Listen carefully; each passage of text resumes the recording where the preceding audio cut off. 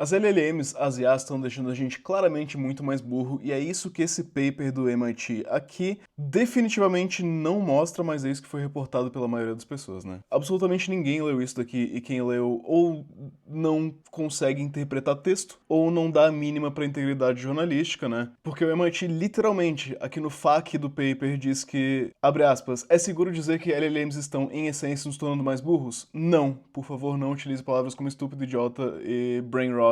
Isso é um grande serviço a esse trabalho. Pois então, né, você deve ter visto essa imagenzinha aqui no Twitter, e quase com certeza acompanhado das palavras brain rot. O que a gente vai falar hoje, né? Não, nem necessariamente é o tema do vídeo LLMs. A gente vai falar um pouquinho disso, né? A gente vai dar uma possível pincelada em danos que a IA pode causar no nosso aprendizado. A gente vai falar um pouquinho sobre o paper também do MIT. Eu sei que eu tô atrasado nisso, mas eu não queria vir aqui correr e dar uma opinião em algo que, honestamente, eu não tinha lido até pouco tempo atrás. E também eu quero falar sobre, de fato, entender software, certo? Existe uma grande diferença entre eu entender software e eu conseguir fazer software com auxílio de ferramentas. São coisas diferentes. Qualquer um consegue abrir ali o Shopify, o Wix e configurar um site. Isso não é difícil. Agora, isso não significa que você entenda do software subjacente. Antes disso, se você trabalha para gringo, você vai querer ver isso daqui. Se você me permite um segundinho, eu vou falar bem rápido de quem tá patrocinando esse vídeo, que é a High Globe. E o pitch que eu vou te fazer aqui é o seguinte. Eu uso a High Globe como a única maneira de trazer dólares de fora do Brasil pro Brasil, né? Dólares que eu recebo através dos meus serviços prestados em dólar. Então, né, a gente tá falando aqui numa situação em que você trabalha como PJ, como freela pros Estados Unidos, como contractor.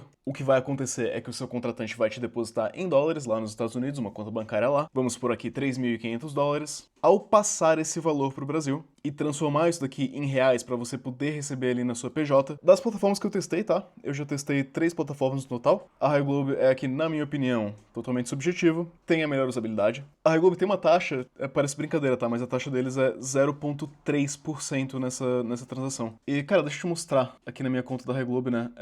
Enfim, não tem nada porque eu já saquei esse mês, só que você pode ver aqui que eu tenho o High Globe Earn ativado. Eu já ganhei através do High Globe Earn, né? $43 aqui por basicamente não fazer nada. E a gente pode calcular aqui o quanto que o valor seria convertido, né? Aqui abre a calculadorazinha deles. Vamos supor que seja, eu quero sacar $1.000 aqui, tá? Eu quero levar $1.000 dos Estados Unidos pro Brasil. Aqui eles me dão o câmbio oficial, né? E aqui o spread da High Globe, 0,003.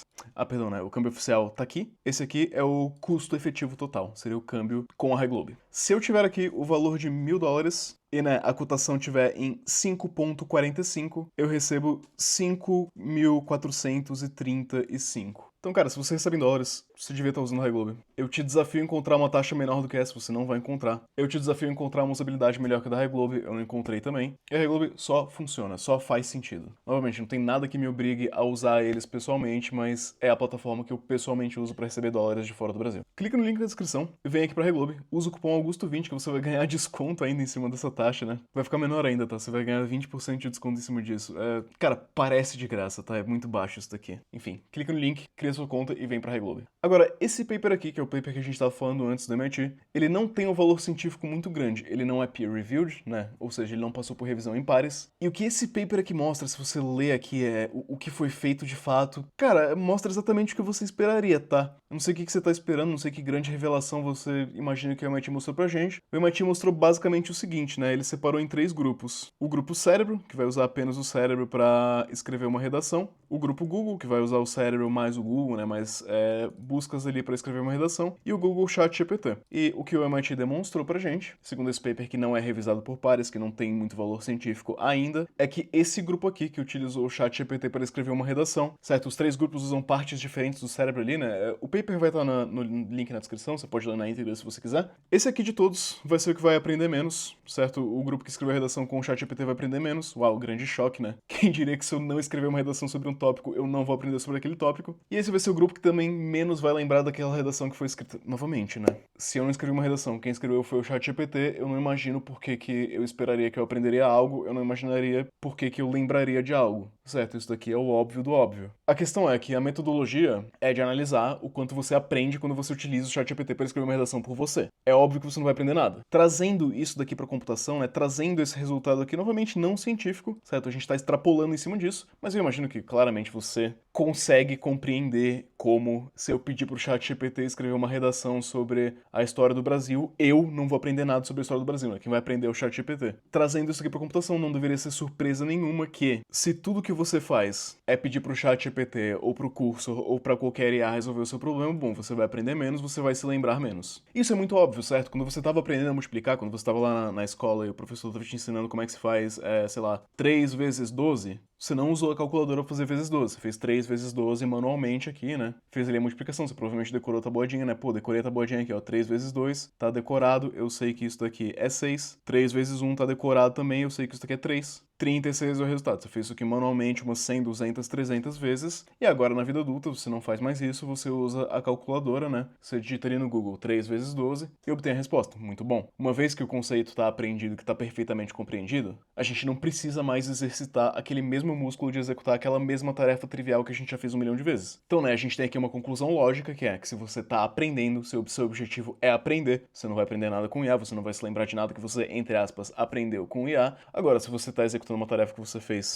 honestamente, ad nauseam, né, que nem isso daqui, não vejo o menor problema em usar IA. Porém, a gente vai falar então de Richard Feynman, que tem uma frase muito bonita, que é: aquilo que eu não consigo recriar, eu não entendo. Richard Feynman claramente não era programador. Se ele fosse, ele teria uma crise existencial no momento que ele falou isso daqui. E esse vídeo aqui não passa de uma grande homenagem a abstrações. Abstrações é o conceito de encapsular coisas, não encapsulamento de orientação a objetos. A gente vai falar disso num próximo vídeo que eu tô gravando também. Mas abstrações porque eu garanto que 98% das pessoas que estão assistindo esse vídeo, estatística que o ChatGPT acabou de me falar, não entendem absolutamente nada de software, se a gente seguir esse parâmetro aqui, porque as pessoas não conseguem recriar absolutamente nada de software. Segundo o próprio Richard Feynman, nem eu nem você entendemos quase porcaria nenhuma. Embora né, eu e você e muitas pessoas não entendemos muitas coisas com a devida profundidade, a gente entende com uma razoável superficialidade. Porque tem aquelas coisas que eu entendo com profundidade, certo? Com bastante profundidade até. Tem aquelas coisas que eu entendo com uma profundidade média. E tem as coisas que, honestamente, eu tô só na superfície. Eu lembro muito bem da aula de compiladores da UFSC de 2014. Se você tava na UFSC nessa época, você também lembra da aula de compiladores, você lembra até o nome do professor. E, na verdade, eu lembro da aula, eu não lembro de quase nada que foi passado lá. Eu lembro vagamente das palavras autômato. Agora, eu preciso realmente entender como que um compilador funciona para ser um bom programador? Porque eu vou ser sincero aqui,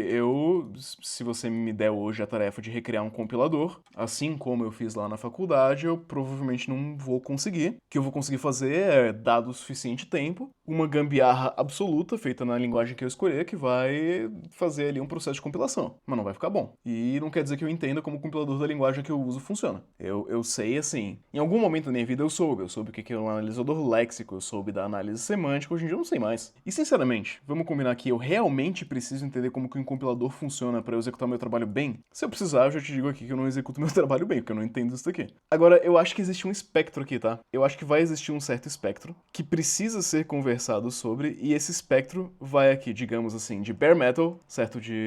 Do próprio metal, dos próprios 0 e 1, da física mesmo do computador, até vibe coding. Isso aqui são os dois, né, as duas pontas da programação. E dependendo da coisa que a gente tá lidando, dependendo da tarefa que a gente tá executando, a gente quer estar em algum lugar aqui entre bare metal e vibe coding, né? Depende do que a gente quer fazer. Por exemplo, o meu conhecimento de compiladores, ele tá nessa ponta aqui, ó, ele tá da ponta vibe coding, que significa que se o ChatGPT não conseguir fazer um compilador, eu também não consigo. Que, com certeza, não é razoável a gente querer que todo o nosso conhecimento de toda a computação esteja aqui. Não é razoável eu querer que todas as pessoas consigam criar a computação do zero, porque senão ia demorar 3, 4, 5 anos para você chegar no seu primeiro Hello World, certo? Não tem como, não existe vida humana o suficiente pra gente aprender como tudo funciona desde lá dos bits e bytes até o React. Não cabe, esse conhecimento não cabe na cabeça de um ser humano. Talvez caiba na cabeça do Linus, não cabe na minha. Agora, também não é razoável eu querer fazer vibe coding em tudo. Quer dizer, talvez seja razoável, né? Mas aí, bom, por que eu preciso existir, sabe? Tipo, não tem sentido existir um programador que não consiga fazer nada e só faça vibe coding. É melhor o próprio ChatGPT fazer o vibe coding ali, né? Não faz sentido isso daqui. A gente já eliminou, então, né, que a gente não pode estar 100% no espectro vibe coding, a gente não pode estar 100% no espectro bare metal, e que algumas algumas coisas vão fazer mais sentido a gente saber profundamente, algumas coisas não vão fazer tanto sentido assim. Eu tirei aqui compiladores para Cristo porque é algo que realmente eu não domino com muita profundidade e porque eu também não trabalho com isso. Se o meu trabalho, digamos assim, se eu trabalhasse na empresa BAN, esse conhecimento aqui de compiladores, eu teria que jogar muito mais para cá, certo? Depende de onde eu trabalho, depende do que eu faço, depende de como eu vejo minha carreira. E eu gosto muito daquela ideia da carreira em T, né? O que é carreira em T? Você vai ter muitos conhecimentos aqui com bastante superfície, você vai ter um pouco de conhecimento aqui com bastante profundidade. Qual vai ser esse eixo aqui maior, né, do T, do seu conhecimento profundo? Pode variar com o tempo da sua carreira também. Eu comecei minha carreira no Java, certo? Houve uma época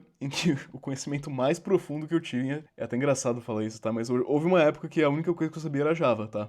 Hoje em dia eu colocaria meu conhecimento em Java mais ou menos aqui, ó. Mais ou menos na seção Vibe Coding, assim, sinceramente. Teria que reaprender tudo de Java. Mas assim, tudo que eu aprendi do Java não foi pro lixo, certo? Porque quando eu estudei Java, quando eu aprendi o Java, eu aprendi a programar. Pô, no Java que eu aprendi o que é um for loop, no Java que eu aprendi o que é variáveis, no Java que eu aprendi o que é public, static, void, e inclusive essas coisas são, né? Você pode achar que não é conhecimento de programação, mas é interessante saber o que é público, o que não é, o que é um método estático, o que não é, e qual que é o retorno de uma função. Não foi tudo pro lixo, muito do que eu aprendi em Java compôs essa base do T. Tudo que eu estudei lá, anos e anos atrás, me ajudou a fazer código cada vez melhor e código que não fosse orientado ao gambiarra. Eu aprendi boas práticas. Quer dizer, se era Java, eu provavelmente aprendi umas práticas meio questionáveis. Não, brincadeira, gente. Não tanto assim, né? Mas enfim. Através da ferramenta Java, eu aprendi, pô, a fazer uma conexão com um banco de dados. E essas das coisas daqui que eu trabalhava, essas coisas que eu lidava diretamente, estamos colocando aqui Java, estamos colocando aqui banco de dados, certo? Essas coisas que eu trabalhava no dia a dia. Quanto mais central essas coisas são para o seu trabalho, por exemplo, se for um front-end, o browser é central para o seu trabalho, para back-end, mas principalmente para DevOps e tal, a network, né, é central para o seu trabalho, a infraestrutura é central para o seu trabalho. Quanto mais central for, quanto mais você lidar com essas coisas direto ou indiretamente no dia a dia, você vai querer puxar isso daqui e você vai querer cada vez mais. Certo, a gente começa aqui, a gente vai puxando essa barrinha cada vez mais pro lado de bare metal, se possível. Não dá pra gente abraçar o mundo, certo? A gente não consegue saber o bare metal de tudo. E como a gente depende do trabalho pra sobreviver, né? Surge aqui algo de extremamente natural, que é entender profundamente, aprofundar aquilo que você lida com no dia a dia do trabalho. Além disso, né? Bom, quase todos os dias você vai estar usando o ChatGPT, uma ferramenta similar aí durante o seu trabalho. Cara, é uma ferramenta que você usa todo dia. Eu não acho que faz sentido, né, Richard Feynman, que me perdoe, eu não acho que faz sentido você aprender a recriar um chat GPT. Isso aí vai consumir sua vida. Mas faz sentido você entender por cima como que funciona um pouquinho, assim, né? Faz sentido você entender mais ou menos como que é treinado aqui, né? Como que machine learning funciona, não só aplicado em chat GPT, mas no geral. Que, né, cada modelo existem tais prompts intermediários, que existe ali, né? As próprias ferramentas hoje em dia, todas elas quase têm um RAG acoplado. Se você quiser entrar em MCP, em ferramental e tal, dá pra gente ir profundo aqui, certo? A gente trabalha no dia a dia com inteligência artificial, acho importante que a gente entenda isso, mas, cara, não faz sentido eu pedir pra você recriar tudo isso. Eu não consigo em sã consciência falar que se você não consegue recriar o ChatGPT, você não entende como o ChatGPT funciona. Eu acho que é mais certo, existe um grau de entendimento aqui, que vai do eu entendo profundamente com eu sei a superfície da superfície. Certo, Richard Feynman queria falar basicamente que ele não entende por completo, eu acho, né? Tipo assim, eu não vou conseguir recriar o React no meu tempo livre, eu não acho que seria uma boa utilização do meu tempo, mas seria um projeto legal. Principalmente se eu fosse front-end, e principalmente se eu fosse front-end, eu esperaria que meu conhecimento de React tivesse muito mais pra cá, de eu entender como que o React faz as coisas, do que atualmente ele tá, que é um pouco mais aqui pro vibe coding, né? Eu entendo usar React, usar as APIs do React pra fazer as coisas, eu não entendo como o React faz o que ele faz, logo eu não conseguiria recriar o React. Mas eu sei usar. Certo, existe uma profundidade aqui que é o mínimo que eu espero de um front-end, que, pô, você pelo menos tem que entender o que roda no server e o que roda no client, né? Se o seu conhecimento de React tiver aqui 100% vibe coding, o seu sistema vai ser hackeado, vai ser uma porcaria, não vai funcionar direito. O mínimo aceitável para se você for front-end é que eu espero que você entenda o que é cores, que você entenda como é que a DOM funciona, você entenda o que acontece quando eu faço um resize, né? Quando eu faço aqui, ó, um redimensionamento da minha janela no browser, o que tá acontecendo acontecendo aqui. Esse é um conhecimento relativamente profundo que eu espero que você conheça se isso daqui for a sua atividade principal. Se a sua atividade principal for lidar com o front-end. Então a conclusão que eu tô chegando aqui, que eu sei que você tá aqui por causa da conclusão, você quer que eu conclua, eu não posso simplesmente desenvolver um raciocínio e deixar pra você concluir por conta própria, né? Afinal de contas, se fosse pra tirar suas próprias conclusões, a gente não precisaria da inteligência artificial pra concluir pra gente. Eu acho que o mínimo aceitável aqui é entender com profundidade tudo aquilo que toca diretamente no seu trabalho. Isso vai variar com o stack, né? Vai variar com o seu